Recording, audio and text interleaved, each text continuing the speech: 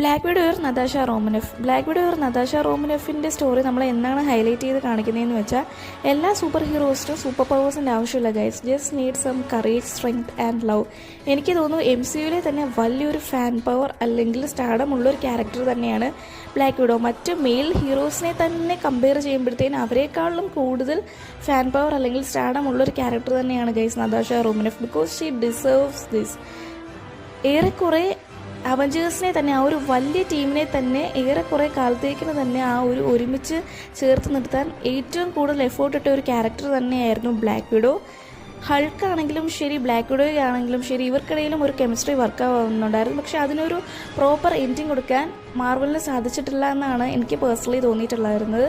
മാർവലിൽ എനിക്ക് കൂടുതൽ റിഗ്രറ്റ് തോന്നിയ ഒരു കാര്യമെന്ന് വെച്ചാൽ, ടൈം സ്റ്റോണിന് വേണ്ടി ബ്ലാക്ക് വിഡോ സാക്രിഫൈസ് ചെയ്തിട്ടുണ്ടായിരുന്നു.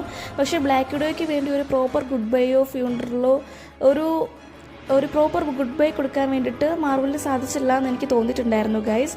എൻ ഗെയിമിന് മുമ്പ് തന്നെ ബ്ലാക്ക് വിഡോയ്ക്ക് വേണ്ടി ഒരു സോളോ മൂവി കൊടുക്കേണ്ടതായിരുന്നു. എൻ ഗെയിമിന് ശേഷമാണ് ബ്ലാക്ക് വിഡോയ്ക്ക് ഒരു സോളോ മൂവി തന്നെ കൊടുത്തത്. But unfortunately it was A flop guys.